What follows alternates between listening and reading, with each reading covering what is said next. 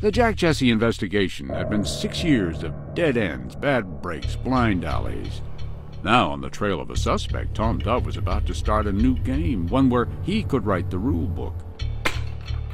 But it would be very complicated, because Dove wanted more than just the getaway driver, Brett Schrauben. He wanted everyone connected to Jack Jesse's murder. And the only way we could tie them together in this conspiracy was to do a wiretap.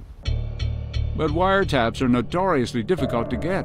Dove needed permission from a judge, and to get that, he needed to prove Schrauben was still in contact with Tom and Tom's mother, Sandra. It was a catch-22. So, time to get creative.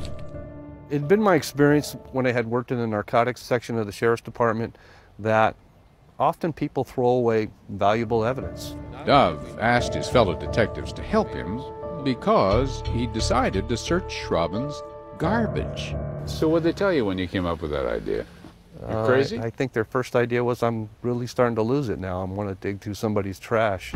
And so faithfully, once a week on garbage pickup day, Dove got up at daybreak and made the hour-long journey to Brett Schrauben's neighborhood, where a trash truck used just for Schrauben's garbage brought it to a nearby parking lot. We would have the truck dump the trash in a somewhat of a pile here, regardless of the size. Right on the tarmac.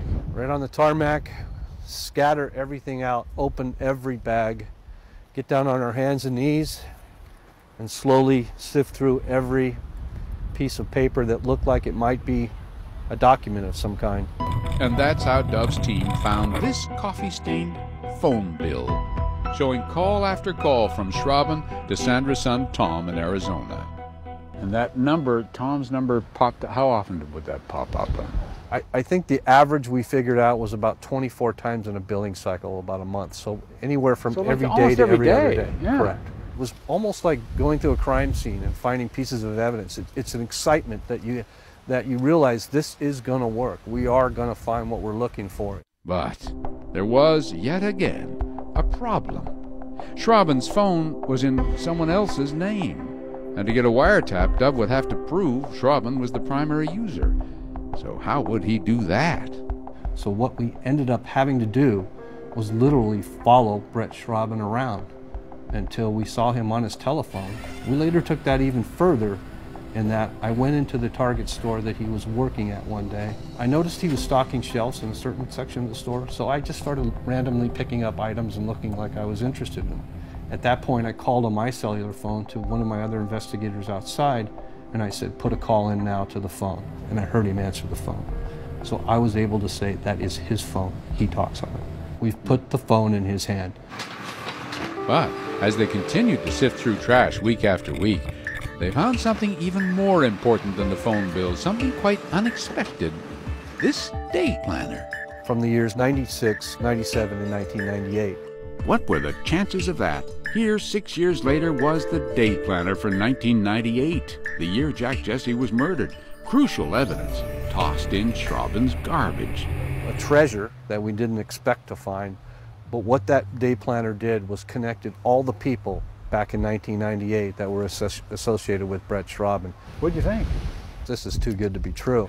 I thought good things were going to happen. Somebody's back on our side again. And with this evidence, Dove was able to get a judge to approve a wiretap on Brett Schrauben's phone. And then, as Dove waited for his wiretap to go into effect, he continued to go through Schrauben's trash. He'd been lucky so far, maybe he'd find something more. And indeed, he did. And it turned the case upside down.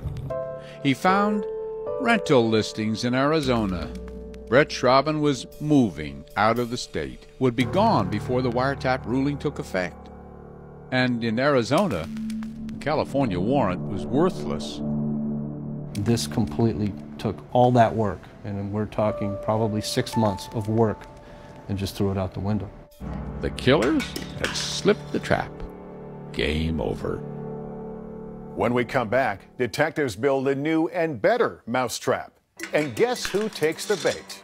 Hey dude, it's me. You need to call me ASAP. When Deadly Conspiracy continues.